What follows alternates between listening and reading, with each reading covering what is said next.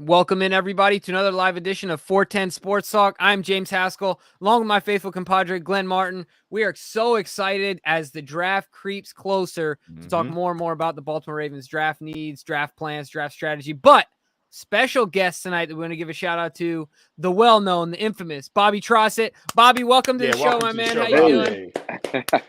Appreciate you guys for having me, man. Absolutely. It's I'm out on the porch here at the ladies' place in Baltimore County. I'm looking at the sunset. I got a cocktail off to my right. And hey, you guys have set the standard here for a while in this space, and I've talked to you both about that a little bit, and certainly, James, you and I have talked a little bit more about just the specifics and picking your brain, man. So I appreciate you being so welcoming, and thanks for the invite. Yeah, man. Welcome to the family, to Ravens Flock YouTube, right? And make sure you guys, we'll put it in the description. Make sure you guys go check out Bobby's channel. If you don't know who Bobby is, you probably haven't listened to radio in the Baltimore area. You may be not from here, but Bobby is well connected and has an awesome channel. So make sure to go check it out. All things Ravens, and I think you're going to be expanding to other areas. Orioles. Oh, he's already pissed off his fair share of Orioles fans over the last couple days. Glenn and I were chatting about this a little bit before we came on. You talking about Uncle Bobby? No. What do you mean? Not Uncle Bobby. No, he's talking about my brother. We call him Drunkle Bobby. I didn't want to say Drunkle Bobby. No. Bobby's got the Orioles fans up in arms, but he's making a lot of sense. That's hilarious. Yeah, no, I mean, just with opening day obviously being yesterday, we're taping this on today's the 12th, and then on the 11th, I don't know. I just thought I'd put some thoughts down, kind of go off the cuff a little bit about what I feel is the reality of opening day, and at least it has been in Baltimore the last few years, right? To me, the magic wears off after opening day because the product, and I did just see Cedric Mullins left the yard for his first ever grand slam before we came on, minutes before this. So hey, I hope I'm wrong, right? But to me, since Mike Elias took over these last 3 or 4 years after, and I'm not saying certainly the point, not to go crazy Orioles on you right now, but the point of the video that I released yesterday that has caused a little bit of chaos, I think my words have been misconstrued, to be honest with you, was to talk a little bit of, yeah, exactly. But the magic typically wears off because the product after opening weekend, especially in last year's case, has started to be lackluster. So I hope that things start to turn around. Obviously, they've put more of an emphasis and investment in minor league development versus the major league product. So we'll see if it pays off. Yeah, it's going to be interesting. It's going to be really interesting to see what happens with these O's. And certainly Glenn will have his eyes on it. Unfortunately, or fortunately, baseball puts me to sleep. So, yeah, that's neither here nor there. All right, so let's get into the Ravens, Glenn. Call him up. See what you did, Glenn? Glenn, you see what you did there? You got us going on the Orioles. Jeez whiz. Hey, I'm just glad you had that follow-up video today. At least give some hope and some light at the end of the tunnel, talking the farm system. So I appreciate. See what I did with the title, little theme there. The truth of. I see that. It was good. But all right, but we're here, of course, to talk Ravens football, and so I guess where I want to start is when talking about the needs of this coming draft. I don't remember if there was a year where it could be really. I mean, I think you could make an argument for a handful of different positions they could attack in the first round of this draft. When in years past, I think most people came to a consensus of 1 or 2 positions they would target. So when you sit back and look at the areas of need, I want to first start on the offensive line. How do you, with Ronnie Stanley's uncertainty at the left tackle position, I'm so torn because if he's back, then I look at the group right now and I think it might be a plus group. But without him and the uncertainty surrounding him, then you're in big trouble. So what is your thoughts on the overall offensive line and how big of a need that is to address? Yeah, Glenn, my biggest takeaway from the pre-draft press conference within the last couple weeks or so was the uncertainty about what is the contingency plan in place should Ronnie not be able to go like what happened last year, obviously, and that was devastating for him. We can all obviously agree on that. I think that the right-hand side is certainly shored up. I think they certainly expect that Morgan Moses is going to step in and be that starting right tackle come week 1. They expect Kevin Zeitler to do exactly what he did last year at right guard, which was be a wall, be a stabilizer. I mean, I think he was one of the more under the radar stories on that offensive, really not on the entire offense. He provided some stability there. I'm in the camp that they're going to go to McCary for starting center duties. I think they're going to pass on Linderbaum. I don't see them taking a center 14 overall. We can get into that a little bit later on. On the left-hand side, obviously, you have to make a decision for who they might use at left guard. Will that be Tyree Phillips? Will that be Ben Cleveland? Obviously, they would expect it to be. They would hope, based on the draft capital that they used on him last year, that he'd be a starting caliber left guard. But I thought he showed some signs of growth and also some stuff to be desired last year. And I think if Ben Powers is still on this team, on this 53-man roster come September, that he deserves a shot at that as well. And then we get to the left side, the big Kabuzi, right? Ronnie, when you're – I think some folks forget in the fan base that – and maybe this is just some of the you hear the police in the background. They might be looking for me with this cocktail on my right. But,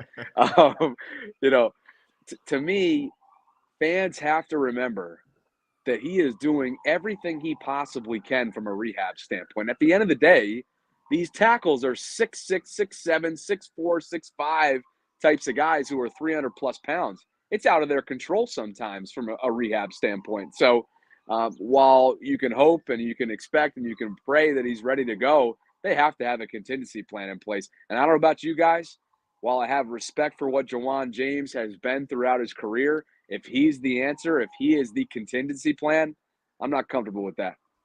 Yeah, I mean, I have to agree with you there. We don't even really know how flexible he is or versatile he is from a position standpoint, right? Like asking a guy that hasn't played football in 2 years to then turn around and play left, or even hop Morgan over to left. Either way, it's a compromise scenario for the Ravens if Ronnie isn't back. So with that being said, where does the offensive line fall for you in the priorities as far as ranking the priorities in the draft, right? Like, because you also got to think about edge, at least in my mind. Eric DeCosta talked about corner, and there's even some people, myself included, now starting to look at the middle linebacker position, all based on and then interior defensive line. There's so many things that Ravens need to look to shore up. So where does the offensive line fall for you as far as priorities go?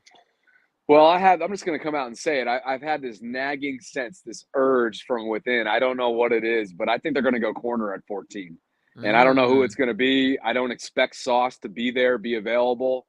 He's too swaggy to be there available at 14, calling himself the best player in the draft and all of this. I mean, he's really going to be the guy to watch, you might argue, aside from some of the big guns that are expected to go within the first few picks, like I guess Thibodeau's rumored to be dropping and maybe even be available at 14, but the Hutchinsons and that crew.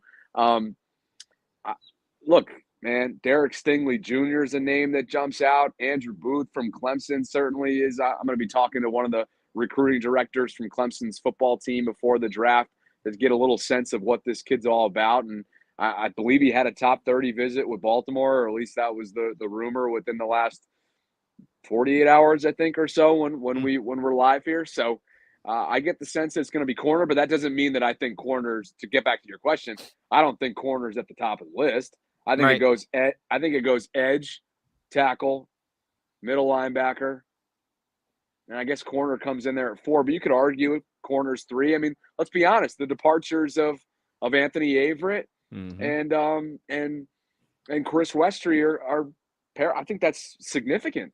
Tavon Young included, yeah. And you got to put Tavon in that as well. Averett got dragged last year because of the drop-off that anybody who tried to fill in for Humphrey and Peters, it was going to look different. It was bound to look different. And he got dragged within the fan base because of it, when really the numbers tell you otherwise. Yeah.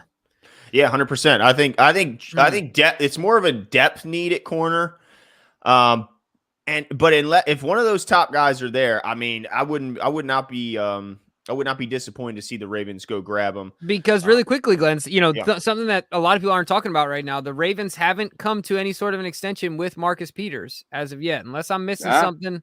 You know what I mean? So even if we get a top tier guy and you shelf him like for a year, even though you won't really be shelving him because of the way, you move him in slot, Tavon's gone, whatever. Or you said this in the offseason, early in the offseason, Glenn, maybe they get an outside guy and they really they like Marlon inside and they start using him more inside because he's played really well in there. So yeah, I don't think it would be a wasted pick, but I think DeMarcus Peters, the lack of extension there is something to keep an eye on as well when it comes to what we do at the draft. No doubt. And they could find a cheaper option there. But Bobby, let me ask you about the interior of the defensive line, because this is a position where I think the Ravens have a shot at getting their pick at the lot. I think there could be very well a rush at pass rusher. I think that the cornerbacks, and at least the number 1 and 2, have a good shot at being gone at 14.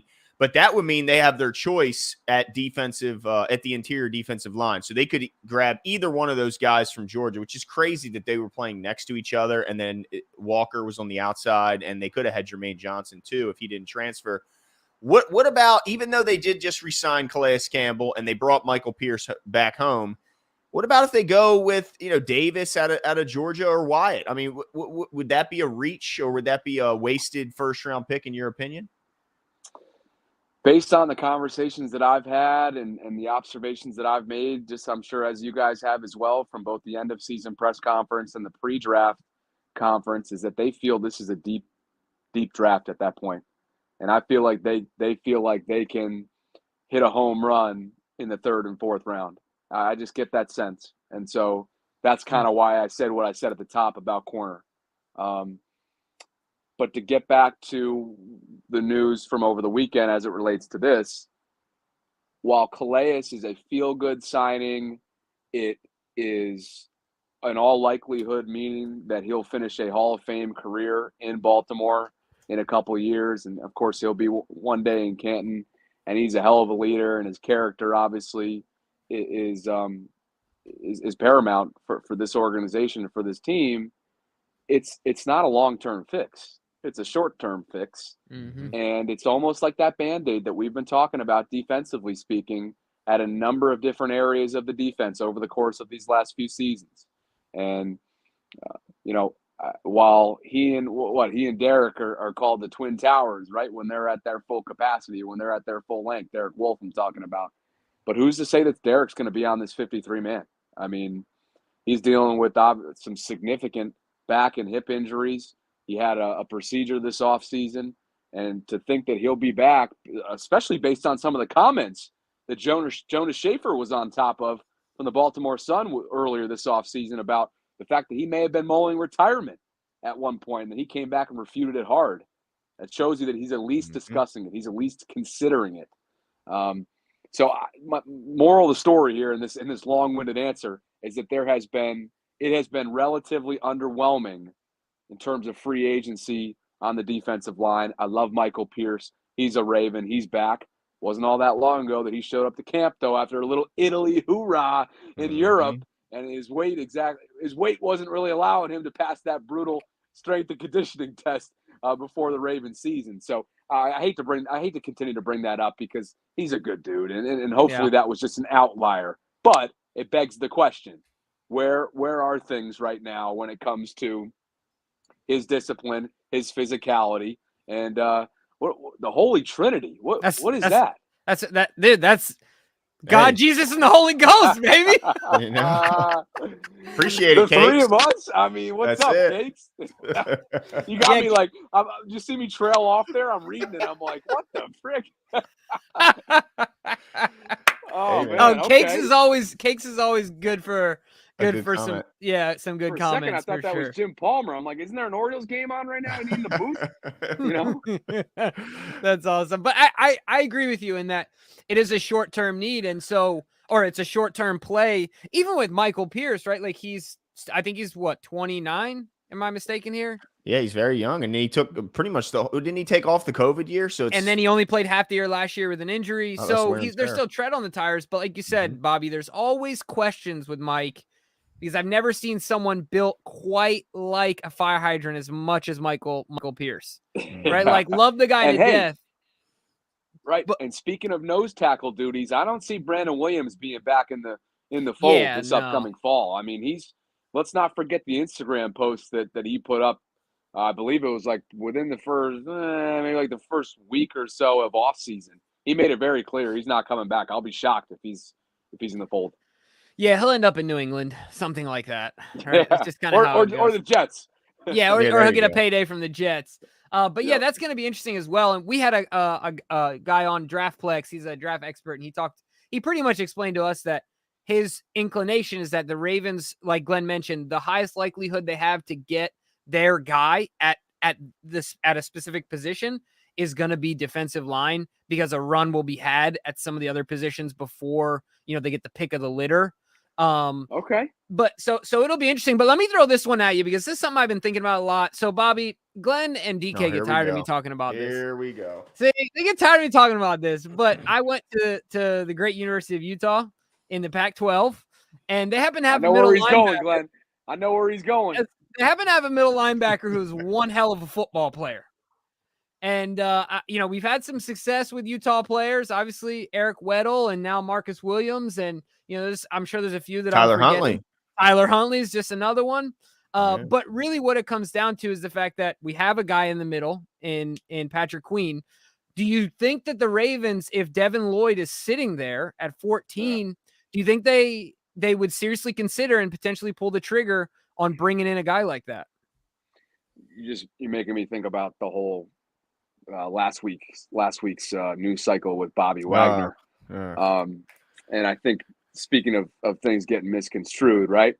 I had Lacey DaCosta on the show earlier this week, and we talked a little bit about how Eric was getting dragged. And, when I say that, Twitter dragged. So like the percentage of people that are actually dragging him is probably like 3 people who live in their basement.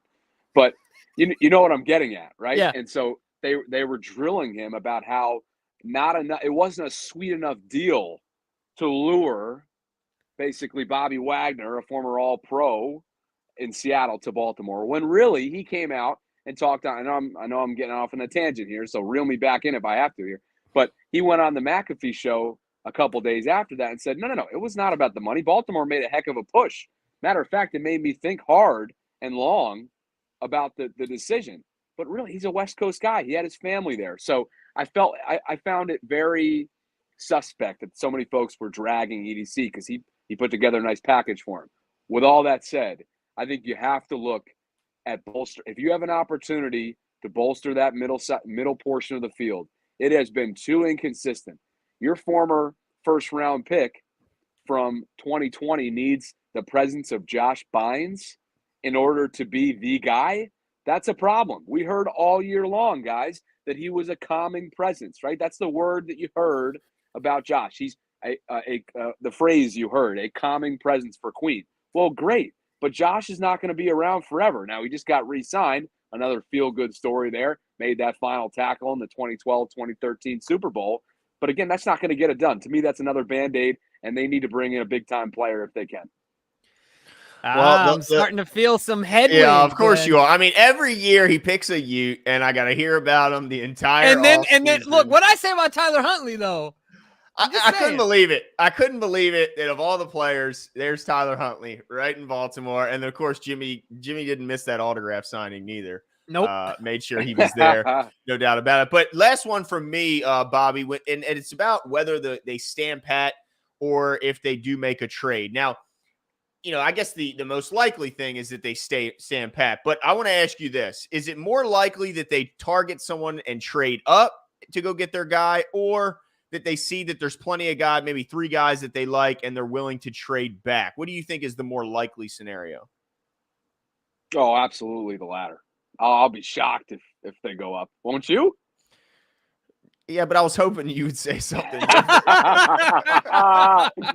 Listen, I mean, I can be the hot take guy here and there, but I also don't want to be getting dragged by your listenership, your audience, in a couple weeks when they stand pat. Right? But no, I would have to think, if anything, man, maybe they'll trade out of the first round. Who knows? We know EDC loves his picks. We know he's a little bit more aggressive than Ozzie. He talked about that in that recent GM podcast. You see that little snippet that was going around the internet? I found that really interesting to see how candid he was in that interview. You should go, for those of you out there listening who haven't seen it, just go search Eric DeCosta on Twitter. It should still certainly be probably, kind of rotating around the internet right now. But, yeah, I would definitely say the latter, Glenn. And what, they got 10 picks overall. So if there's any way they can add to that, they're going to do it. Oh, man. It's going to be a fun time here in a couple weeks, and there will be a lot of people upset and a lot of people just, excited. Certainly I was upset at the Odafe Owe pick, and that turned out to be what I consider to be a solid pick. Glenn and I jury's still out though, right? Jury's still out on that one. But imagine if we didn't have him right now, how desperate we'd be at edge. That's true. But what about if Zeus ends up being, for the next decade, look, Pro Bowl left don't tackle? Bring that big baby up. Look, now that's a button to push. That big whining baby complained himself out of Baltimore and killed his drafts or his trade stock on his way out. Look, I had to wear this disgusting filth of a jersey on this show because I lost a bet. And I still, what? It's not even worth my fire pit because that goofball, that's just not you don't do it. You don't go to Twitter and you whine your way out of Baltimore. Oh my goodness. James, it feels like to me, like Glenn's like a high school classmate of this guy, being that he's from Baltimore, he's homegrown. This is personal. Bitter, this sounds personal to me, man. Yeah. Glenn did not like the way that he left. And certainly the fact that he left this pretty high and dry with the timing of Ronnie, that didn't help either. And Glenn can be salty. And I kind of like that though. You got some fire in you, Glenn. Oh yeah. It's like J-Dub says in the comments. It's just don't mention Orlando Brown Jr. around me, or I'm gonna go off the deep end because that guy. I'm a Raven. He was running around on the practice field, as a youngster, and then he burns the Ravens on his way out because he wants to play left. But you know what? And now I'm gonna give you what you're looking for. I'm going to hit you with the counterpoint. On the contrary. All right. And I'm going to go the sentimental value here too, because the man who's no longer with us, Zeus Sr., had one wish for his son, and that was to be a starting caliber left tackle in the league and be paid like it. And because that wasn't happening in Baltimore, that to me was the be-all, end-all. And I think it was a spiritual thing. I think it was a personal thing. I hope he ends up finishing his career here. Then there's issues because then something happened with Ronnie if he has to. But that to me is what this was about. So I think Glenn and I both agree with you to a certain extent as far as the payment portion of it, which I think had a lot more stake in the conversation than what people were giving it. However, I think Glenn and I both agree, and I'm curious to know whether you agree with this. Really, what it comes down to is the way he left. It was he could have done all that privately, where he didn't have to go to Twitter, and bring things up, because then, like Glenn said, what he did was he lowered his stock to an extent that it made it more difficult. Now, EDC got a haul. He got a decent deal for him, but at the end of the day, that deal would have been sweeter if he would have just stayed a little quiet and not let people know he was so disgruntled or whatever, like really wanting to leave. I think that's what it really came down to. It wasn't what he did, but how he did it. Can't disagree with you on that. So that was a tough one. But Bobby, last question for you, at least for me. Any dark horse moves the Ravens make in this offseason? Jimmy tried to tell me they were taking Malik Willis. No, he tried. No, hold on. Look, you see what Glenn's doing? He's putting words in my mouth, Bobby. You gotta hear me out. All I said was that Joe Ortiz didn't have to bring up Malik in the press conference. He didn't have to talk extensively about Malik in the press conference. But I think that as a team, you have an obligation to turn over every rock and every leaf. Oh, here we go. Especially if your quarterback is only under contract for one more year. He hasn't signed a long-term extension, and the Ravens are doing everything they can to get Lamar to sign the dotted line, because every day they don't, that price tag goes up and up and up. So my point is that it changes the conversation, the fact that he doesn't have a long-term deal, as far as their strategy moving forward from a quarterback perspective. It has to. There's no way at least the conversations aren't different. That's all I said. See, Glenn's over here putting words in my mouth. Well, they have to bring in a third. To your point, they have to bring in a third, obviously. Are they going to do it with draft stock? Or are they going to do it with potential guys that are just hanging around waiting for their numbers to be called? I would have to think it'd be the latter. I mean, really? You're going to use stock draft capital on a quarterback? Right. I mean, they know something that we don't. If that's the case, I saw. By the way, I don't really know the answer to the whole dark horse thing, so I'm just going to talk about what Ray Lewis said today. Yeah. Because I noticed that today was the second time in under a calendar month that he has gone on national television and spoken on Lamar's situation. And that, to me, even though the organization is saying what it's supposed to say about kind of putting it in Lamar's court, right? That's what they've done recently, saying that he's the one that's holding it up. Ray coming out twice now in under calendar month saying he prays for him often, which is not an unusual thing for Ray to do. We all know he's a religious guy.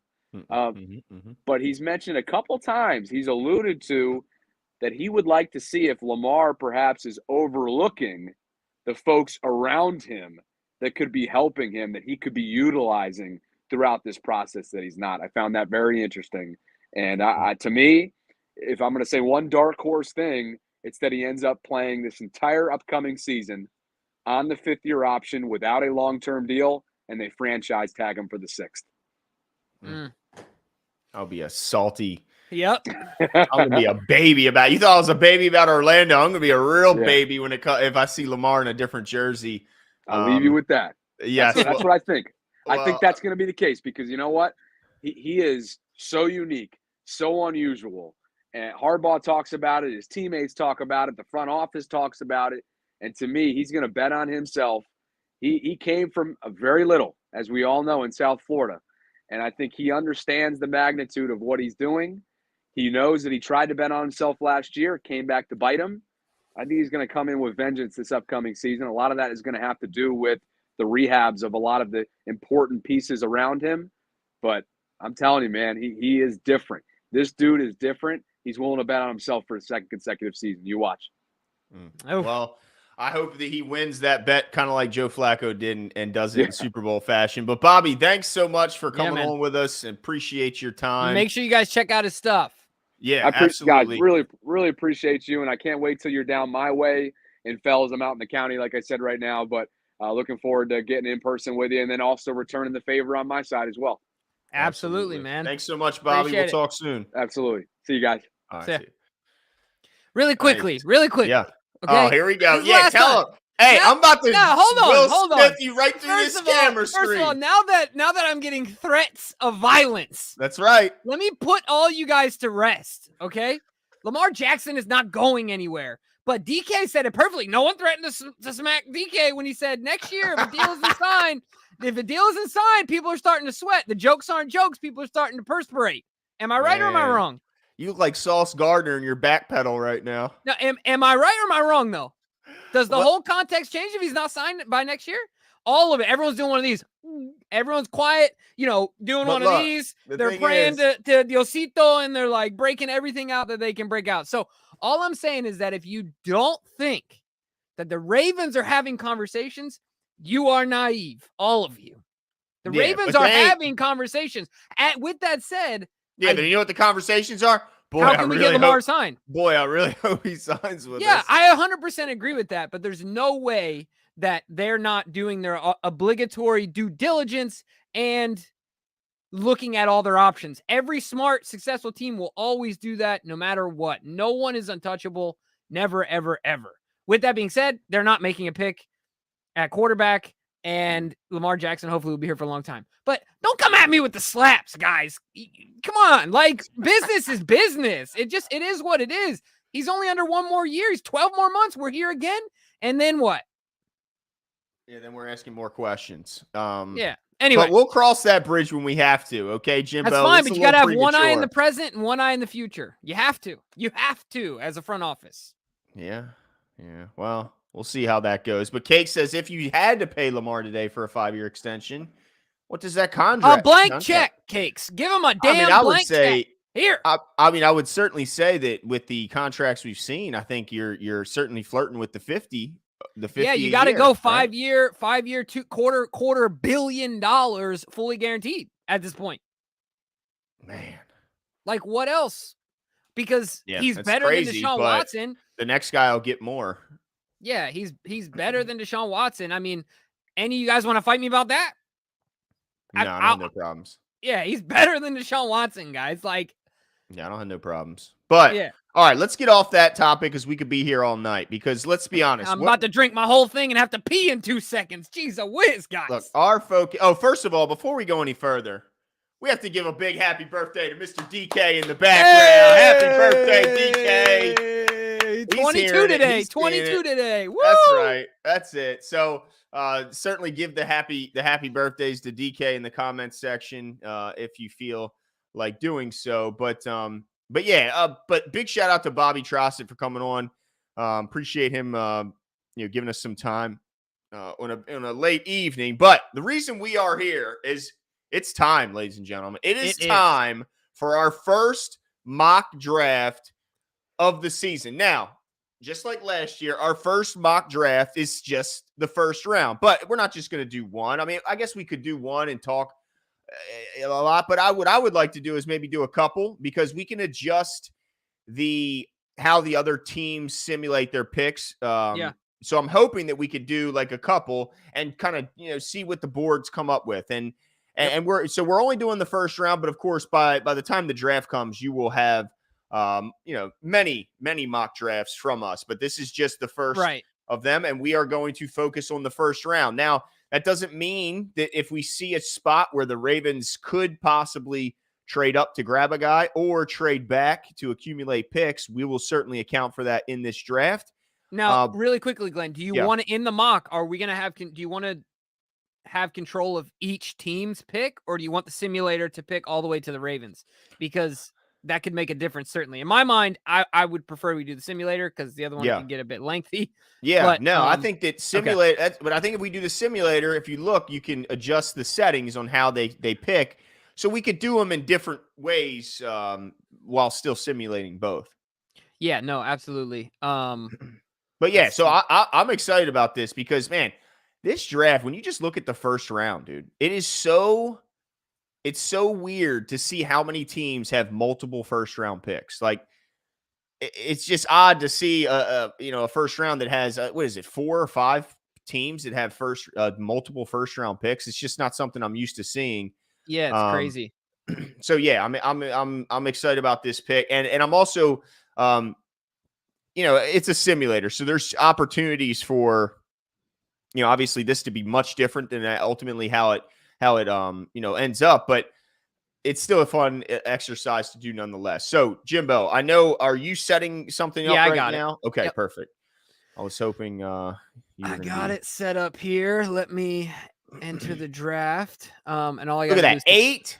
8 teams. Thank you, DK, because this thing over here did not have the correct. So yeah, 8 teams have multiple first round picks this year. I mean, that's absolutely unheard of. I don't know if that's ever happened before. That's got to be, if it's not a record, I'm shocked to hear that it's not. But as you can see, once again, for the second consecutive year, the Jacksonville Jaguars will lead this draft. But except this time, they are not going to be taking another quarterback. They got their quarterback last year in Trevor Lawrence. Poor Trevor Lawrence. Hey, you know what? They got Doug Peterson, so maybe they're starting to make some right decisions. But Urban Meyer, yeah, poor Trevor Lawrence for sure with that first year. I mean, what a disaster that guy was. My goodness. So how should we start, Jimbo? I'm just going to, so I got it on medium speed and I got the default settings set up. So they'll draft according to need and value, like can you pull up, can you hit the settings? I'm just kind of curious what, cause it's only like 4 different ones. Yeah. They're a little different. There you go. See where it says use defaults. Just click that box to the right. Yeah. There you go. Okay. All right. So the random, I like how it's set up right now. If you want to, skew towards the public, that's fine. We can do that. Positional value. I'd like if we bump that up a little bit, the positional value, because I think that does still impact a lot of GMs if they take a guy, we could go halfway. You don't have to go, we can go halfway. Okay, there we go. And then the randomness, that always scares me because if you put that high, well, if you put that up high, you end up with goofy picks. I think that's as high as you can. Oh, no. Okay. No, I think that, that's fine. I think all that's fine. Just a little bit of pepper on top. Yeah, exactly. Anything more, you'll start seeing really goofy stuff happening. All right, cool. So let's enter it and let's see. Now put it on relatively slow because I want to give you an opportunity if you feel like there's a guy slipping that we could go after and grab him. Yeah. All right. So let's because it's really fast. Even on the slowest setting, it's relatively fast. Now, and I just want to get to a couple things before we forget, because there's a couple comments in here. We are going to do the draft live again, guys. So make sure you attend. It's going to be a lot of fun. I'm looking forward to it. It's absolutely, it's going to be a blast. So make sure you guys attend. I think Nana said that. I'm glad you don't hate me enough at this point, Nana, to not attend. I'm glad that we can disagree and we still love each other, because it's all love, Nana. Look, if you bring this up on draft night, I may be compelled to. Yeah. Telling you what, man, you better watch out, dude. I'll look over at my wife. She gives me the look. All right. Jeez, dude. You know what? Hold on. First, look at the draft needs for the Houston Texans. This says every position. Like, I've never seen that before. That has to be a burn. That has to be a burn. Like, there's no way that it's not a burn. Right? Yeah, like, that's hilarious to me. Even the Falcons, they put, like, 5 up? For them, they're just like everyone. That's absolutely hilarious. Every position. Oh, my goodness. All right, you ready? Yeah, let's do it. Let's get it. All right, here we go, ladies and gents. See, look. See, that's why that just bummed me out. What's that? Derek Stingley is not going number 1 overall. And we only had a taste of randomness here. Yeah, I know. See, that's why, next time we'll put that sucker to the dirt. We'll put it all the way down. But all right, so hold on, let's get the 5th pick and then we'll pause it real quick. Okay. Here we go. All right, so we got Stingley at 1, Aiden Hutchinson at 2, Ekwonu at 3. So we got a corner, edge, tackle, another edge in, I always get this guy's last name wrong, so I'm just going to say George Karlaftis, whatever, going to the Jets, and then 5, Thibodeau to the Giants. So the first surprise there is, where's Walker, right? I mean, that's the guy who you expect to be. I think he's the second highest odds to go number 1 in the draft behind Aiden Hutchinson. So Karlaftis, I could see that I don't have an argument with. Karlaftis, that's hella high, dude. I mean, a lot of people are saying pass rush will be the top. Some people are saying top 3 picks are all pass rush. No, I don't disagree. What I'm saying is that I don't think he's the guy. You know what I mean? I don't think I think he's like a 1B at best. Yeah, I think, in my opinion, he's the 4th guy behind the Walker and Thibodeau, and then obviously Hutchinson. Yeah. But the interesting thing about Thibodeau is I think he'd be higher, but there's questions about his motor and if he takes too many plays off. But he was the number 1, I think, overall recruit in his draft. There was another player once upon a time in the draft coming out of Oregon that people had concerns about his motor. That's true. Mr. Halote. That's right. And the Ravens decided to put that BS to bed and take what we consider to be a Hall of Fame caliber player, and certainly, a guy that at least has an argument to be there. So keep your eyes out, ladies and gentlemen. Keep your eyes out. All right, we're 5 in. We got 3 edge rushers already taken. So this speaks to kind of what DraftPlex was mentioning. It's about getting the player at the position as far as value goes, right? You don't want to reach at 14 because all the good edge guys are gone. So, all right, let's keep this thing going. Yeah, it'd be interesting what they do here if they go quarterback. Okay. Corner, another corner, cross. There he is, gone at 7. Hamilton all the way to 8. I could see that. There's Trayvon Walker. Surprised he took so long. Garrett Wilson. Definitely. Let me pause this thing. Here we go. Definitely think Garrett Wilson is going to be the first wide receiver. Off the board. Yep. It's interesting now. If you look at the shift that the league's going in, second highest paid offensive position in the NFL right now, right behind quarterback, is wide receiver. Which is a little bit surprising because tackle was certainly the one that was up there, and now it's been passed by receiver with all these receivers getting these huge contracts. So, yeah, I think Garrett Wilson's the most likely wide receiver 1 to come off the board. Drake London's the other guy that's kind of fighting him for that position. But, yeah, Garrett Wilson, excellent player, and I think the Jets, the Jets would be – it's interesting because didn't they just take the speedster last year, Elijah? I'm blanking. Elijah Moore? Yeah, isn't that wasn't he a Jet? But still, I don't think he was as much of a speedster, right? Like, was he? Who's that? But like Moore, I felt like, yeah, he was a speed guy, but also he's a bit like he's got some size to him, and he's a good route. But dude, this guy's route running is ridiculous. Oh, this guy's a beast. Garrett Wilson, yeah, he's a beast. He torched us. He's the reason we lost the freaking Rose Bowl. Thanks, bro. Yeah, Garrett Wilson, he's a baller. So yeah, I think that would be an excellent pick for them. And who'd they take early in the draft in this? Yeah, they took Karlaftis. Okay. Which was a reach. Yeah, I think they would likely take probably Trayvon Walker there instead, or even go corner. An interesting point here is that, their quarterback got injured last year. Their number 2 pick overall, Zach Wilson, who's a bum anyway, but they got to protect him, and they still haven't taken a tackle with their first 2 picks in the first round. That is a little bit surprising because, yeah, if you want to see what you got in a guy, a quarterback, got to protect him. Got to protect him, no doubt. But look, your guy's gone, Jimbo. Are you devastated? I know. I was just about to say that. I'm pretty upset here. That the Vikings picked him up at 12. I don't know if I see it because coach is gone. It's a whole new regime there. Yeah. I felt like if that would have been, man, why am I blanking on his name? Coach with the eye patch that said he would lose his eye. Zimmer. If that were Zimmer, I think that this would be a home run pick for him. I think he would love it. But it's a whole new regime there, so it'll be really interesting to see if that goes. I don't know if I'm buying into it too much. Maybe I'm just trying to keep hope alive. All right, let's do this thing. You ready? Well, I'll pause it right after the Texans. This is a big one here. Yeah, because if they take quarterback, that means they're not, well, at least in mock, they're not believing in Davis Mills. Evan Neal, I think that would be an excellent, if they got him at 13, they would be moonwalking that pick in. All right, so a lot of different options. Okay, so let's sort it by need. If you go up, you can sort. Let's agree that what's the top 5 position? Defensive line. Okay. And cornerback is what it says here are the needs. Well, I mean, we can certainly. Yeah, we'll say offensive tackle. Yep. You can add them all. Yeah, let's add corner. Let's add edge defender, and let's add defensive line. Yep. All right, where did I go? Where did we DI. Here? Shoot. Keep going down. Oh, my gosh. There we go. Safety. Okay, there you go. Perfect. All right, cool. All right, so Trent McDuffie is a guy who I've heard linked to the Ravens because of his ability to play man coverage.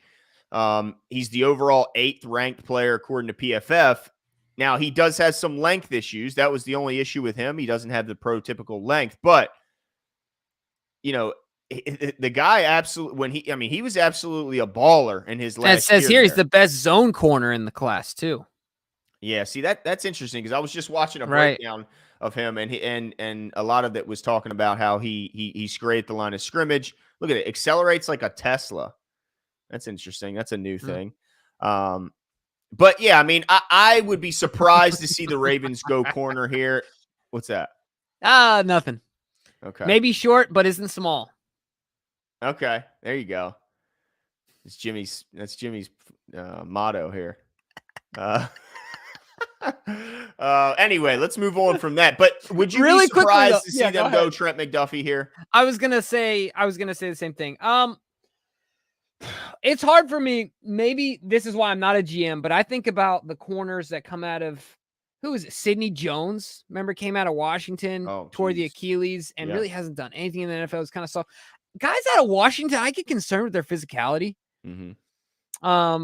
Outside of Utah, like, let's be honest, there's not a ton of defense in the Pac-12.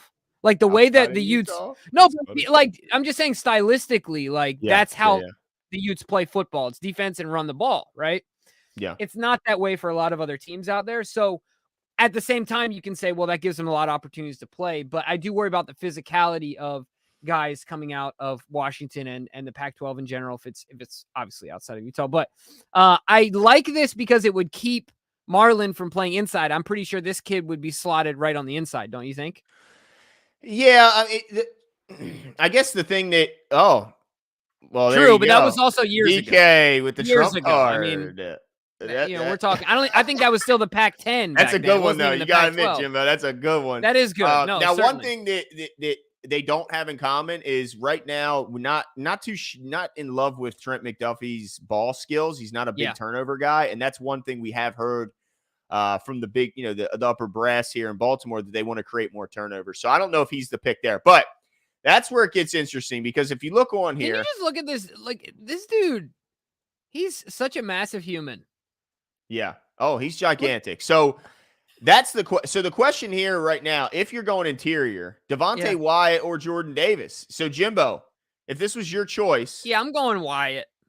Going Wyatt. Interesting. I'm going Wyatt because I think he's more disruptive. Like, disruption is everything. You've probably heard people say this, like, defensive line is the most fun position in organized sports because all you do is ruin everything in front of you. It's like, it makes me think of like this is going to sound goofy. One of my dream jobs growing up was like excavation. I wanted to have an excavation company because literally all you do is break things. Right? Like you break them and clean them up, but so like, that's what I think of as a defensive lineman. That's literally your job. And I think that Wyatt is more disruptive, as a defensive lineman than Davis. Well, I think Davis is just, he's a human swallower, right? Like he probably has a fridge full of toddlers that he just eats for breakfast, right? Like smashes. Yeah. Oh yeah. I'm so torn on these two because I feel like Jordan Davis, I think that his ceiling might be a bit higher than Devontae Wyatt. And I feel like we didn't see a lot of it because their defense was so ridiculously talented, Georgia's was, that they didn't play a lot of snaps. And then they had so many good players up front that he wasn't asked to do certain things that I think if you look at, his performance at the combine and the athletic ability he's shown, I think he's got potential to do things that he just wasn't asked to do at Georgia. So we haven't seen him do it just yet.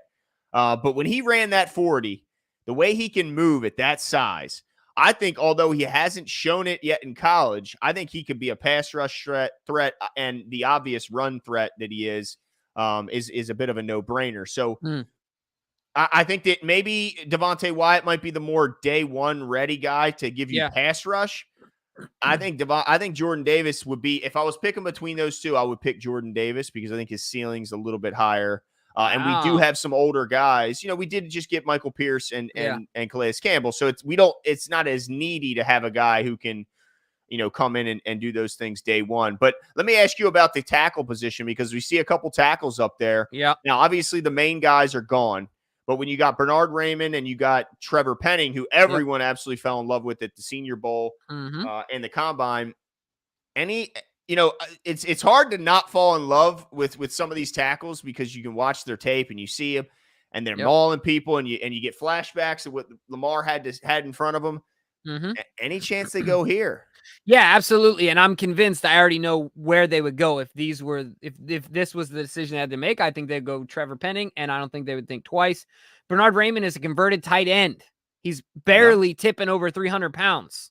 What did Eric DeCosta say? He wants big offensive linemen, right? Yeah.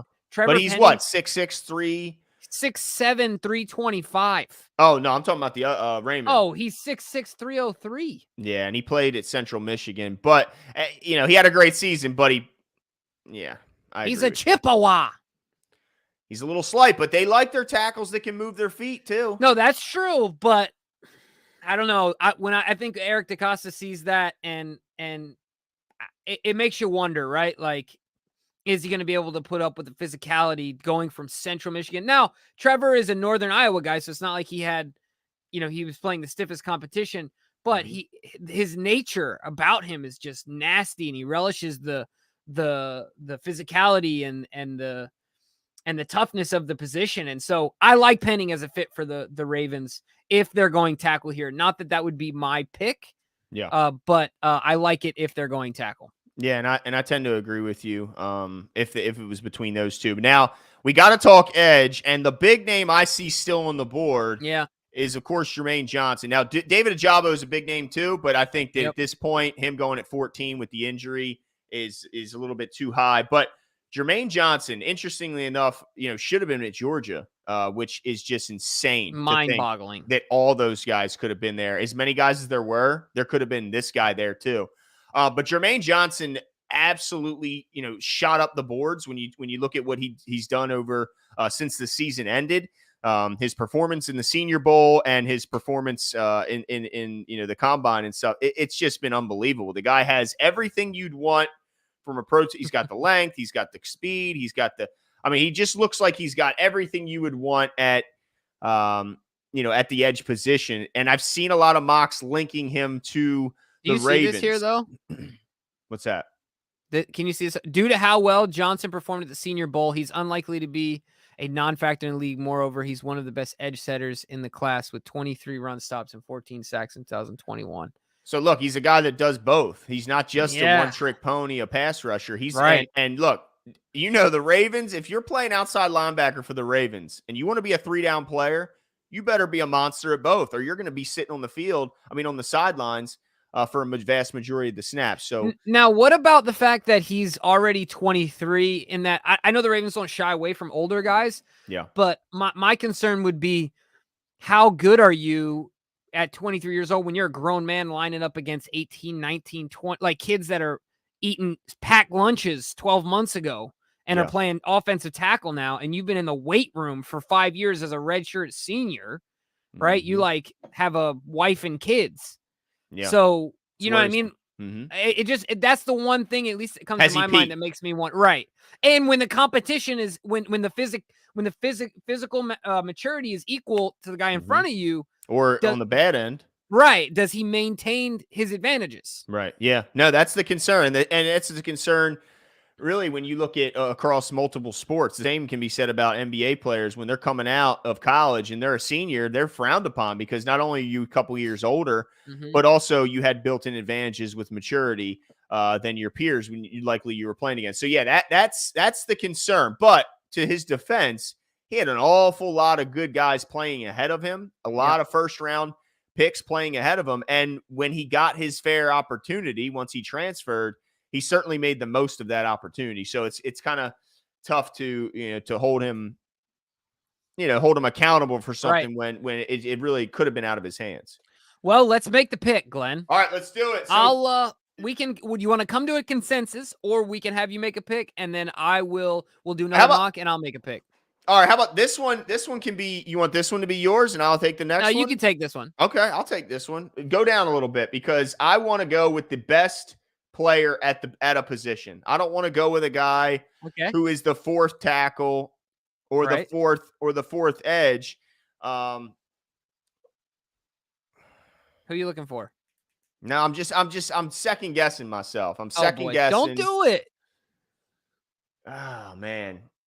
You know what? I think I'm gonna do it, Jimbo. I think I'm gonna, and the reason being is that I think that right now we could suit up a defensive interior. We could suit them up with the guys we got, with Metabike, with Broderick Washington, Michael Pierce, and Calais Campbell. I think you're okay there. I mean, obviously an injury rash could certainly wipe my whole theory out. But right now, we can't line up edge players. We just don't have the horses. So I'm going to go Jermaine Johnson. All right. I'm going to go Jermaine now, really Johnson. quickly, DK says, would you entertain a trade? Should we talk about that in this? So there's one trade scenario. Let's see where it would be. How far back? 31? 29. Oh, no, not going that far back. Yeah. Dang, only one trade scenario. That's surprising. So we're taking him. Yeah, I'm taking Jermaine Johnson. I'm taking him. I think they need edge extremely bad. It's at this point, it's unbelievable. I mean, there he is. Drafting him. DK says great choice. Yes. Now, look. PFF has him lower ranked than some others do. So I might not, get the greatest of grades here, but that's fine. That's fine. I like my guy. And I think if the Ravens had him, he's a guy that can start day one and he can play all three downs. He can play against the pass. He can play against the run. And he's not limited to being one guy or one trick pony where he can only get on the field in third down scenarios, or in the case of some of these other guys we've taken, only on first and second down. So I'm excited about Jermaine Johnson, even though it's tough for me to imagine them taking the fourth guy. He might not be the fourth guy in their grading system. Right. Well, let's see what you got there, buddy. B-. Okay. It's not terrible. I mean, we all know that PFF has made plenty of mistakes. Didn't they leave Lamar Jackson out of the top 20 or whatever it was of under 25 under 25 or something like that? Didn't they leave Lamar out? Yes, he was off the top 25 under 25 list. Yes, so stupid. But with that being there's really no other way to put it, right? It was just stupid. And the guy balked at us when we tried to get him on the show. So he actually said he would come on and then backed bailed out like a chump. because he saw us talking trash on him. So anyway, I don't mind it either. Like you said, Glenn, day one, Odafe Owe, Jermaine Johnson, that is a young, athletic, high motor duo. And then Bowser can ease his way back rather than rush his way back. Right, and you pair that with the size and the veteran leadership you have on the inside. Certainly a formidable group you have here. So not mad at it. Not mad at it. Thank you. Yeah, absolutely. All right, let's reset it, Jimbo. Let's see what you got. All right, let's do a new mock here. Now take the randomness. Take the randomness all the way down. All right, there we go. I don't want to see no Stingley at number 1. We know that mess ain't happening. Ridiculous. That's why I knew it. Remember I was mentioning it before. I knew some dumbness was going to happen with that randomness. Yep. It's all the way down. You ready for this? Let's do it. I'm ready. All right, here we go. Let's see where the... Okay.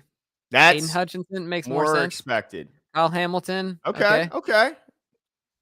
Thibodeau. All right. I can see Stingley. That one is a little surprising. I think they... Let's pause it here. Who knows? I mean... They could go Sauce Gardner. I think in my opinion, I would go Sauce. But honestly, if they're both, you're talking about for the Giants. No, for the Jets. Okay. They went Derek Stingley. I would go Sauce Gardner. But if they were both healthy, if Stingley wasn't coming off the injury, even though it's an injury that he's obviously expected to return 100%. Stingley's ball skills are so unbelievable. Like it's insanely impressive to watch him, but I would go Sauce because of the injury factor. Yeah. Stingley is getting greatly benefited by videos of practice with, oh my gosh, why am I forgetting his name? He plays for the Bengals. Jamar Chase. Yeah. I mean, greatly benefited. Well, you look at his freshman year, he got thrown at constantly. And the guy was just unbelievable as a freshman. So yeah, no, absolutely. So 5 down, less of. Still no shock there. That would be a home run for the Giants to get him. 100%. But now the one thing I will say, the last mock we did, there was 3 edge rushers in the first 5. This one only 2 and only 1 tackle. I think the other one had 2 as well. So something to keep an eye on. I bet they'll all start going right now. Yeah, let's see what we got. See if they go with Malik Willis. Nope. All right, Evan Neal off the board. Yep. Charles Cross, you're right, off the board. Did they just say 2 tackles? The Giants? Yep. Hey, I'm not mad at it. No, I mean they need to protect Danny Dimes if they want. Gardner. There it is. Okay, yep. I like that. Trent McDuffie. Let's see pause real quick. That surprises me a little bit, only because I think that. There we go. One more snuck in there. I did it to get down to 10.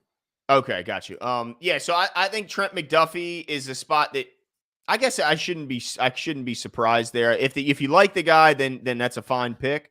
But interestingly, that no quarterbacks have gone either mock in the top 10. Is that? Do you find that surprising? That is, and I think it. I don't know if it'll stay that way. I think Malik Harrison is getting a lot of wind in his sails, or Malik Willis.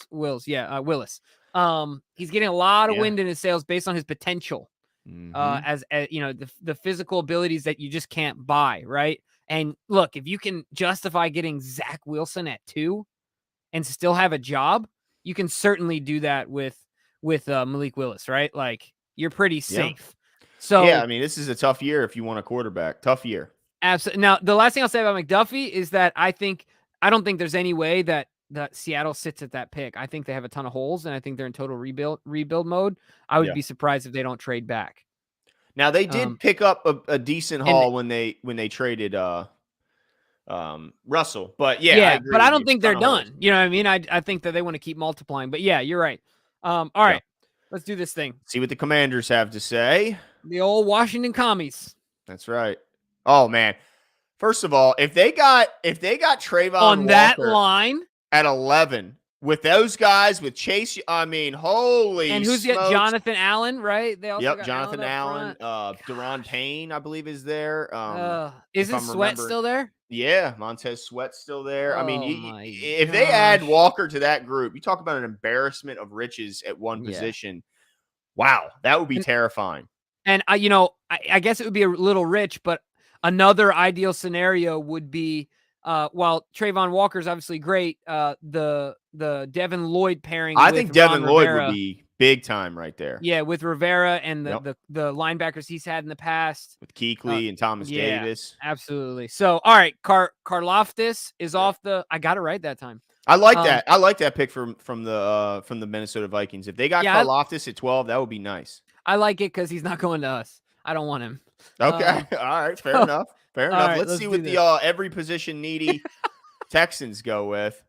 Okay, that would be a nice one. Pair him with Brandon Cooks, who they just extended when the rumor was he was being traded and for the 18th time.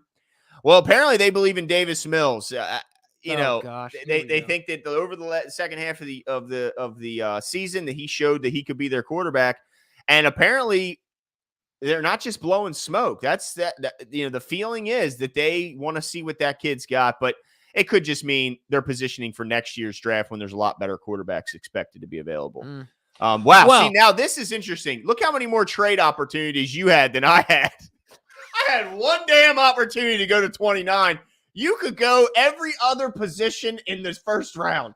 So let's see. I'm trying to figure out. You click the arrow where the Saints are. Yeah. And it'll show you all the other. But what are they offering is what I'm trying to. No, you have to. Oh, I see what you're saying. Yeah. Well, I'm going to, well, whatever. Let's take a look at the players. Let's take a look at the players. Oh, dude, I don't even need to. What do you mean you don't need to? Oh, I know where I'm going. Go to draft a player. Draft a player next to Baltimore Ravens underneath our name. Oh, my gosh. All right. There we go. Dude, come on. Oh, geez. He's sitting on the board. Now, hold on. Is this your heart or is this your brain? No, this is both. I mean, this is the rare opportunity. This is like when I met my wife, okay? It was my heart and my brain intersected. It made the most sense logically and emotionally. Like, I never had any questions. Like, obviously, I was going to marry her, right? Like, duh.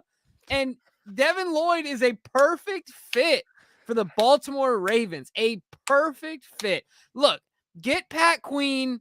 Like, let's get the notion that Pat Queen is going to be our commander-in-chief defensively for the next decade. He does one thing. He blitzes the quarterback quickly. Outside of that, he gets spun around like he looks so lost. You know what he makes me think of? Do you remember the first play and remember the Titans in the state championship game? When they call a shotgun and they spread all of them out and they're looking around and then Blue comes off to the sidelines like, Coach, it's like Monday Night Football out there. Like, he can't keep up. He just can't keep up. He can't. Well, he can keep up from a fit. Okay, but here's my only question, Jim. Here is what I'm saying. They're going to go linebacker in 2 of the last 3 years in the first round. Yeah, look, that would be what – I mean, come on. If any team did That'd be crazy. Wouldn't it be the Baltimore Ravens? I mean, I guess if I had to pick a team, I'd pick, the Ravens would be certainly up there with their lineage of linebackers. And this is the thing. If they did something like this. They just signed Josh Bynes for crying out loud. Yeah, well, yeah. But I also want to say, if this happens, I'm going to make the pick. The Ravens are going to move all over the place. They could jump back into the first round if there's another guy they really like. They got only 85 fourth-round picks, right? Like, yeah, but I remember plenty of ammunition. I think I'd be a little surprised they get 2 first-rounders. But we mentioned the 5th-year option, how expensive that is to have multiple and many years back. But if the guy is there that they want at the end of that first or whatever, like even at the beginning of the second, I think that there's going to be a lot of moving going on with the Baltimore Ravens. So stay up late, guys. Don't fall asleep and miss. I know half of you guys missed that Lamar pick, and you will not admit it because you die for Lamar Jackson. But I know half you fools missed that pick. I know it. So, all right, I'm going Devin Lloyd here, Glenn. Devin Lloyd. Okay. I'm not going to. Now, what about those who say Nakobe Dean is the better player? I'm just going to tell them that they're wrong. Look, it's really this simple. This is why. Like, Nakobe, you want to talk about embarrassment of riches? He had the easiest job in the country last year. Played around some studs. Yeah, he played with a couple studs. studs. Yeah, just a few. Like, he didn't have to play that many plays either because they were off the field. Like, you know how running backs, there's the category of like yards before contact. Yeah. Imagine how many yards he was running before he actually came across a guy that was trying to block him. Yeah, he had it nice. I mean, I tell you what, he's probably in for a rude awakening when he gets to the league because he's probably not going to have the type of horses in front of him that he was. He's certainly not Roquan. Is the guy that was there before him. I like this. Michael says, Okay. Jimmy just got fired after his first year as GM. Okay, that's fine. That's fine. Look, I think Jimbo, he's a passionate man, and he cannot tear his heart away from his brain. They're interlocked, okay? Just like his brain and heart were when he met his wonderful wife. So Giovanni said you need a long vacation. Look, I do need a long vacation. Yes. Would all those who complain about Patrick Queen on a weekly basis be disappointed to see another guy out there who can actually make tackles and make plays at and around the line of scrimmage instead of trying to push him out of bounds 12 yards down the field like we see from Pat Queen all the time? Right. I think there'd be a lot of people pretty happy. But right. Well, and let me say this. I appreciate you defending me here, Glenn. Yeah, but I also want to say this, is that if you guys knew the type of leaders that Coach Witt grooms, develops, like, I mean, it's different. Are you on the payroll for Utah? No, but like, look, Patrick Queen, obviously, hey, look, I got a B, son. I don't see any minus next to my grade, is all I'm saying. I got a B. I got a solid B. Look, I'm taking it to the bank. All I'm saying is that this kid, beside all the physical ability okay, go ahead. you talked about, Patrick Queen is not going to be the next guy that has the green dot after oh my gosh, Chuck Clark. Like, he's not going to do it. I don't know if he's a leader. I don't know if he's a general. I don't know if, you know what I mean? He can lift up the troops. There's a lot of those things that we know on the defensive side of the ball. Because we're old, we're in flux, and Patrick Queen ain't it. Yeah. No, I mean, it's part of me wants to hold out hope because of, you know, the investment that they made in him, but it's tough to watch him look lost out there. But, you know, I got to call out one of our commenters because Christopher Shook said he was so high. Christopher, you were so high on Malik Harrison, and he was going to be the guy who outshined Patrick Queen. He was going to take over.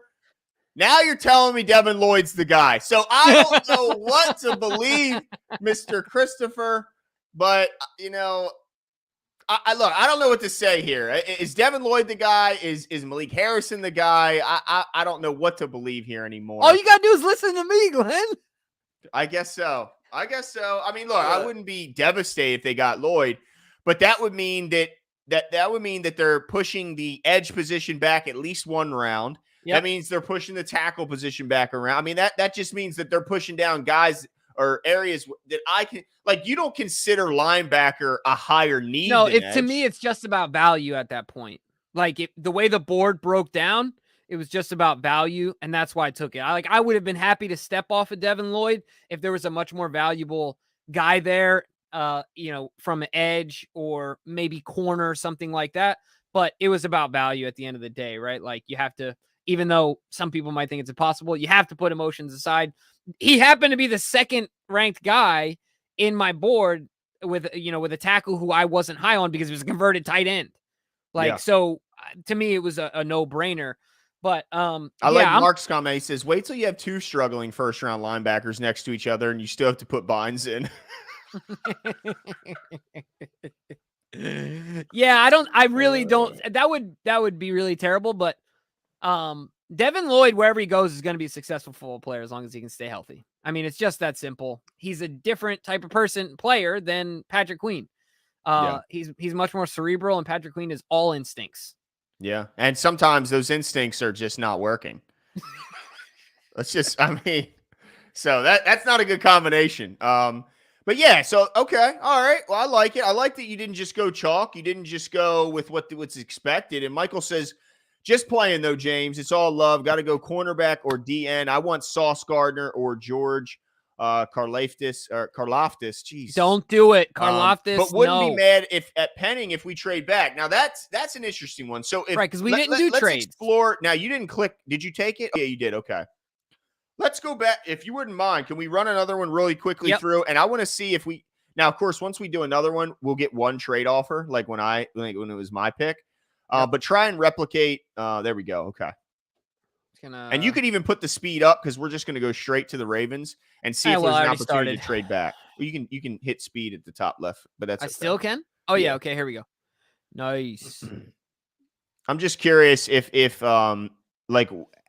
there's a chance to trade back, get more picks, and still get a guy who, they value. So look, they could still get Devin Lloyd, maybe even in trade back. So let's see what type of trade up. There's 11 trade opportunities right now. Dude, hold on. Have you ever seen this before? What's that? It broke down. I did a brand new mock. Same exact order. Was it really? Look at that. Was Drake London 10? I thought the other guy, the other receiver was 10. That was in yours. Really? Wow. Yep. Okay. Oh, there's Garrett Wilson. Okay. All right. Well, Oh no, they took someone else. So it was all the way down to 13, if I'm not mistaken. Oh wait, no, didn't they take him in the last one? Anyway, all right, let's keep going. Let's look at our. Click on trades. Let's see what type of trades we got. So the first one is to 16. So if we were to go back to 16, obviously we're going to take 16 from them. Mm-hmm. Take 49. We're taking 49. That's ours. And then let's try and because look, I want to see if we can squeeze as much out of them as we can, and then we'll kind of dole back. This trade will not be accepted. All right, so take 161 off. This has a 5% trade. 5%. All right, so we're gonna have to take 49 off and put 48. There you okay. go. Now hold up. Let's put 120 back on too. We want 120 also. Ooh, and we want. Ooh! Are you telling me to go up back 2 picks? We could get all that. Try and hit that. Let's see if we could get that. Oh wow! Done. If that is if that would be the case, they would do that in a second, I think, because now let's just entertain this really quick. Because you're still getting Devin. Oh, look, you lost out on your boy, Devin Lloyd. But look, good news is keep going down. Your boy's still on the board. Jordan Davis, Linderbaum, if they keep going like down him. a little more. Penning is still on the board. Oh, my guy's gone. Oh, no, there he is. Malik Willis is still on the board. Jermaine Johnson's still there. All right, my guy. Yeah.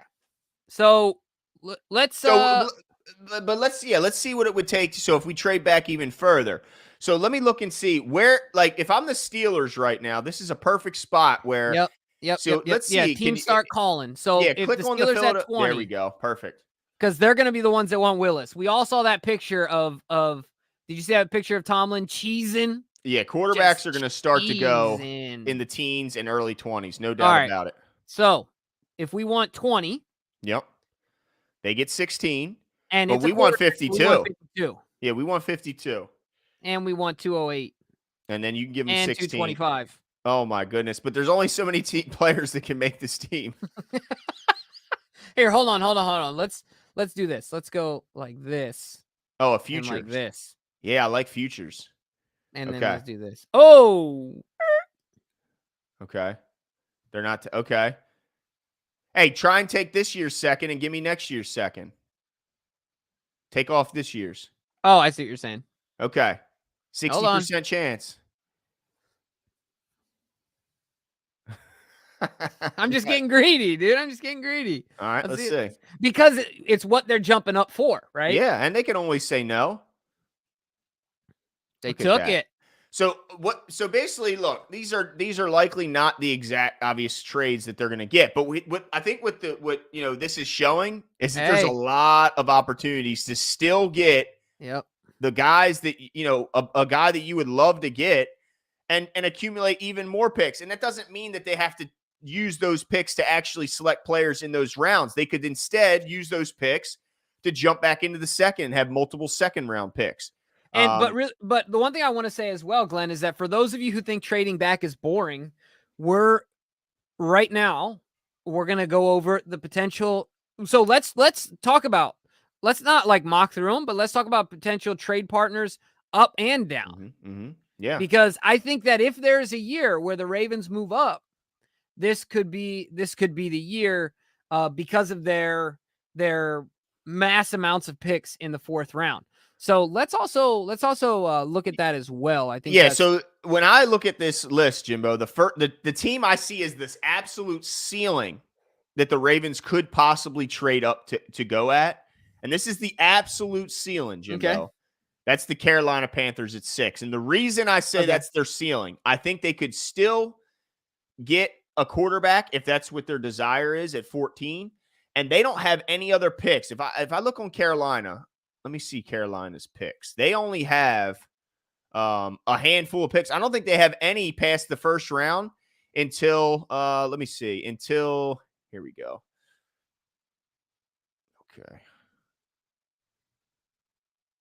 Okay, yeah, here we go. So they don't have any I mean, they got a long ways until they're picking again, Jimbo. So I think that's the top ceiling. Now, do I think they're going all the way up to 6?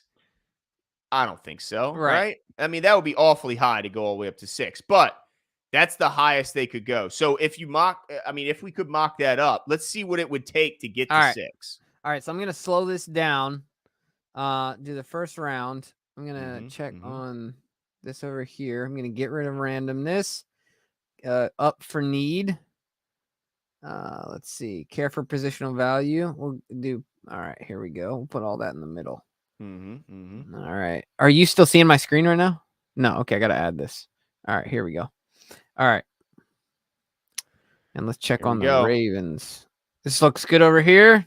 All right, let's do this. So, okay, we'll pause at 5. You have to be quick.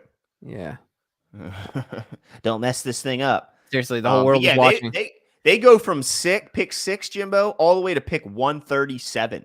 Ugh. So you're talking 130 picks in between their first and second pick. Wow. Okay. Yeah. So if the Ravens really now really quickly, can we see who's still on the board actually? Yeah. If let's see. So who went? Oh yeah, here we go. So Hutchinson, Hamilton, Thibodeau, Stingley, and Ekwonu. Okay, perfect. All right. Yep, I can tell you all. So Charles Cross is out there. Evan Neal. And we know they who was it? Who they had dinner with? Was that Cross or Neal? I get them mixed up. I think it was Neal that they had. I mean, they probably had dinner with both of them, honestly. But the one I think you're referring to was Evan Neal. Yeah. Ahmad Gardner's there. I mean, if they really love what they see out of Sauce Gardner, would that be attractive enough to go up and get? Maybe is there Trayvon an edge Walker? guy here? I mean, Trayvon Walker, man, from Edgewood. I mean, from Georgia. Edgewood. Oh, that's awesome. All right, let's see what we can do here. So if we want 6, we're gonna have to give up 14. We're gonna have to give up. Ooh, yeah, you're gonna have to give up something spicy. I think a third round. I think you're gonna have to. You might have to. Okay, there we go. Okay, hold on. Let's do this and see if they'll take that. They won't take it? Okay. So let's swap it. Yep. Let's offer that. Oh, hold on. Okay, I won't get greedy. We are going up. Wow. They won't take it. Okay. All right. Throw in let's see, 196. Does that move the needle? Yeah. There we go. We're on the clock. Got it. Okay. So man, I wish it would have reviewed the trade a little bit better. So we gave up what? 1? Did we have to give up our 2? I think it was just our first, our third, a 4th, and then our last 6th. pick. Yeah, then the 6th. Is that something you'd be willing to give up, Jimbo? See, the hard thing, 5 4s. Yeah, but the hard thing for me here is that that's a lot. Everyone was talking about. I'm gonna stop this real quick. I need me up on the screen real quick. You know what I'm saying? So this is the thing: is that everyone was talking about how could you imagine drafting 2 first-round middle linebackers in 3 years? You said it would be. Yeah. Imagine having our second or third highest paid player back healthy as Ronnie Stanley in the left tackle, and giving up draft capital to get another tackle who. We just paid Morgan Moses. We just paid McCary, right? So, is this kid going to be our swing? Is he going to start over Morgan Moses if he's a natural Stanley's left? Healthy? Right. So that's what I'm saying. Well, what if you kick him into guard? Yeah, I mean, I guess you could do that. A lot of people are saying if you put any of those top tackles at guard, they are monsters. But then you gave up a ton of picks for a guard. But only for 1 year. Remember. Where did Jonathan Ogden start his Ravens No, you're career? right. But Ronnie's got years left on his deal. I mean, if he's healthy, it's not like he's old, right? There's a difference. Right. He's been unhealthy, but he's not old. Right. That's true. So, but Morgan Moses isn't a spring chicken. Right. But he did sign a 3-year deal. That's true. So 2 years at least. And plus, what about Sauce Gardner then? If it's not tackle, right? What about the fact that the Ravens employ 3 cornerbacks, 76 or 77% of their defensive snaps? And so he would certainly have the snaps to play. And then, like you mentioned earlier, if it is Sauce Gardner, that allows Marlon Humphrey to slide inside where he found his most success in a year in which he kind of time shared. And I'm okay with it too, but it's the same story at the end of the day, right? How much more are we going to invest in the back end of that defense? Yeah. I'm okay with it, but that's what people are going to be saying. So the tough part for me, the way that this shakes out, I'll add this back to the screen.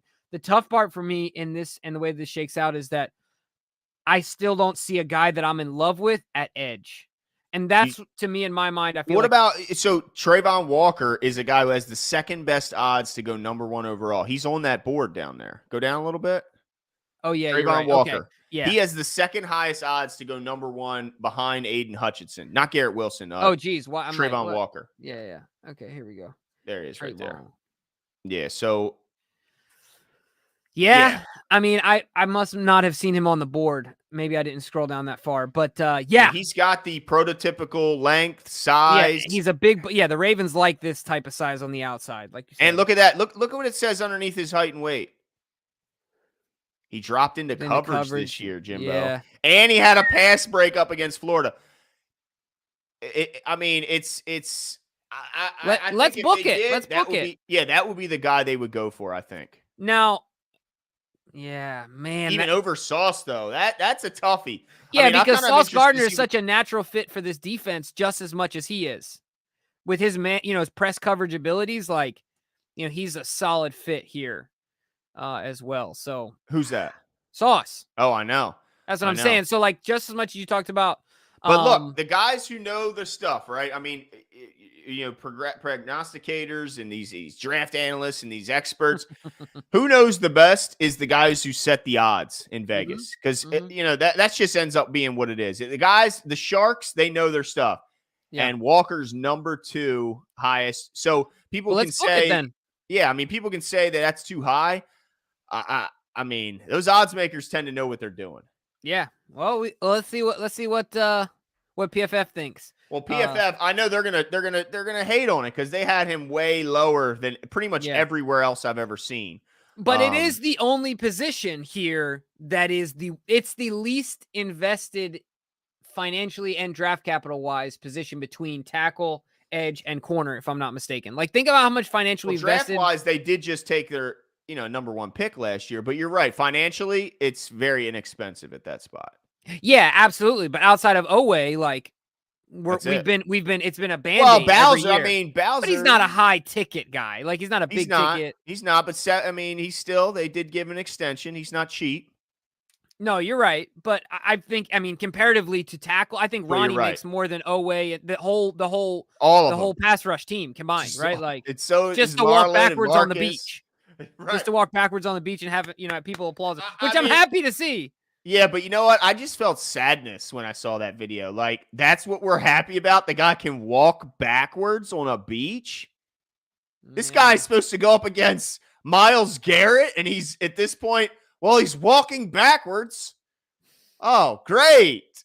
Great. Myles Garrett is probably moving a lot of weight right now. This guy is... Hey, wait, though. Look at I got an A- grade. Wait. We, sir. Oh, sorry. No, we got a D+ trade. I got an A- grade on Wait, no. Yeah. No. That's how that happened. I had to press the button. We made that pick together, my friend. All right. Wow, they don't like that draft. They don't like that haul back, huh? Now, is that a grade for the... They're saying we gave up too much to go up. Interesting. I don't see it. Interesting. But so that's a good thing in the sense that if that's truly what it would take, that's not unheard of. That's not something. Now, do I think they're going to trade up? I don't think they're going to trade up, but it shows me that it's not an impossibility. Yeah, but I want to say that I seem to be more optimistic towards the idea that they do trade up, and I agree with you. I initially thought that their ceiling would be 7 because the Giants have 2. They have 5 and 7. They have 2 in the first round, so they might be more willing, willy-nilly, to move around and things. But I agree with you, 6 because of the gap that the Panthers have. Mm-hmm. I'm trying to think of a few other teams that would be trade partners, and really from 6 down, you got a lot of them because a lot of those teams are in rebuild mode. From, you're talking the Panthers, the Falcons, the Seahawks, the Commanders, the Vikings, none of them, I mean, sure, I guess you can say the Vikings have a quarterback, but none of them have a quarterback. And all of them are in some different varying level of like a rebuild, right? There's a lot of questions. So they're all, in my opinion, unless there's a guy they absolutely love or they can't get a trade that they like, they're all going to be trade partners there. But if I had to narrow it down, I agree with you. I think the Panthers is an interesting one. And remember, Glenn, John Harbaugh was standing next to who in the coach's picture? Matt Rule, sloppy Matt Rule. Might have been strategic. John Harbaugh's a poli-sci major. He's always playing chess. Playing chess. Matt Rule was at every one of the quarterbacks, the top quarterbacks pro days. So if they're not going quarterback, they're at least doing their due diligence. But I mean, he could probably still get Willis at 14. He could. Oh yeah. Oh, there's no doubt. You know what I mean? So he could easily get. I mean, I think that you could maybe get these guys in the early parts of the 20s if you wanted to. So they got a lot of options. But I think outside of Carolina, I look at the teams that are just bad and that have a lot of needs. And so I mean, it's all of them, right? Like, yeah, I mean, obviously the Seahawks are kind of pulling the reset button. Yeah, they got Drew Lock, but he ain't a lock, that's for sure.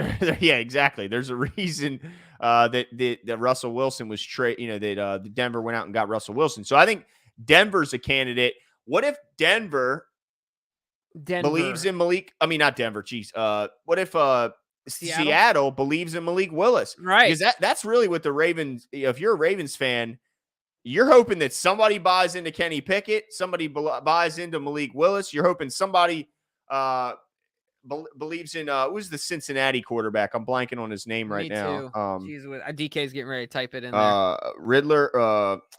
Ritter. Jeez, it's a Batman. Fiddler on the roof. It's the Batman nemesis. No, Desmond Ritter, who a lot of people say is far more advanced in his ability to play the quarterback position than the other guys.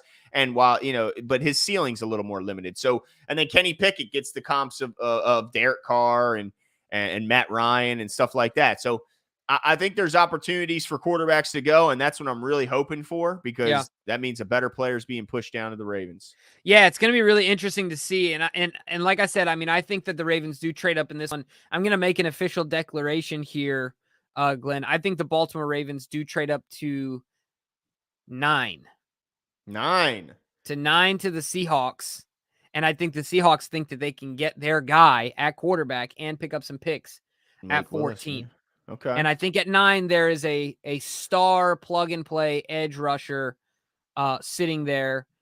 So it's going to be really interesting to see. I think the Ravens trade up to 9. So, wow. Well, Seattle, apparently they wanted and they made sure that Drew Lock was part of the compensation for Russell Wilson. So sure, just in case we need somebody under center.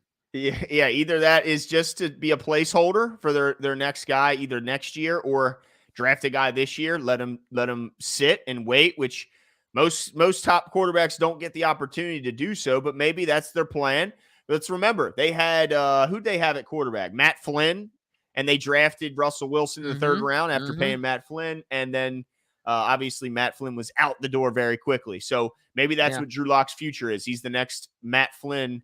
Drew Lock's future is starting a dance show with who's the guy? Oh my gosh, Baker Mayfield. They're gonna start a dance show on like E, right? Or no, they'll be on Dancing with the Stars. As a backup quarterback.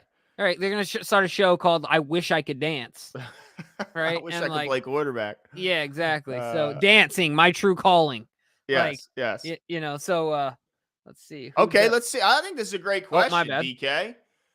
Who do you want at 14? Do you want to trade? Do you have an opinion on, all these different guys? I mean, and also, who gets the better grade, me or Jimbo? He takes Devin Lloyd. I take Jermaine Johnson. We need to know the ultimate opinion from the birthday boy, who is, by the way, 37 today. I'm not the oldest guy on the show, which I'm happy about because yeah, Jimmy's a little bit older than me. Wait. I mean, younger than me. I'm sorry, younger than me. And yeah, I can't believe I'm turning 35 this year. It's absolutely unbelievable. But yeah, DK, do you have an answer? Oh, there we go. Yes. I like it. So I won't be upset with this one like I was with Owe. Certainly I like this one a lot more. Now, obviously I was wrong with Owe. I think he's going to be a solid player, but I think this kid's going to be a play. Ing Raven says Devin Lloyd's a sneaky That's pick. Right. He likes it. He likes That's right. Get on board, ladies and gentlemen. Yeah. Get on board. Yeah, but so it looks like for right now, my first round mock, Jermaine Johnson. Jimbo's first round mock is Devin Lloyd. But we obviously explored and pointed out that there is a ton of options. I mean, this is Jimbo. Honestly, do you remember a year where there's this many options or this many directions you could see the Ravens going? Yeah, because of the amount of holes and because of the amount of picks that they have, there's so many ways that they can move up and down this board. And of course, what it all comes down to is the way it breaks down on draft night. So Eric's got to be working every scenario on top of it. Yeah. Long way of saying I've never felt like we've been in a scenario like this where it's the perfect storm of Eric DeCosta needing to nail this draft, Eric DeCosta lining it up to give him every chance to nail this draft, and the ammunition and the players in the depth of the draft to be able to do it. Yeah. It's just going to be a crazy year, but I'm excited to see it nonetheless. And I think Dave touches on something. Once we get a little closer, Jimbo, we might have to somehow figure out a bet between us on who they pick, and we have to, of course, come up with a consequence. And we'll certainly reach out to you guys to see if you have some good creative ideas. We're here every week for live shows, so that's it, every Tuesday. So if you have a good bet that we could do that won't cost us our day jobs, so no eyebrow shaving, nothing too crazy, but we're definitely up for something because I like spicing it up a little bit. There you go. And we had a blast with you guys tonight. Hopefully you enjoyed it as well. Thank you all for coming out. We can't wait to hang out with you guys next week. Make sure you hit the subscribe button, turn your notifications, all those things, because we're going to be putting out other videos as well. And the draft is upon us. So we'll be thanks again to Bobby Trosset. That's right. Go check him out. Appreciate you. Go check out his show. Of course, we'll be on his show probably in the near future. And then again, happy birthday, our guy DK. Appreciate all that he does for the show, making this such a much better place. So thank you and happy birthday. Hope you have a great one. And we will talk to y'all soon. See ya.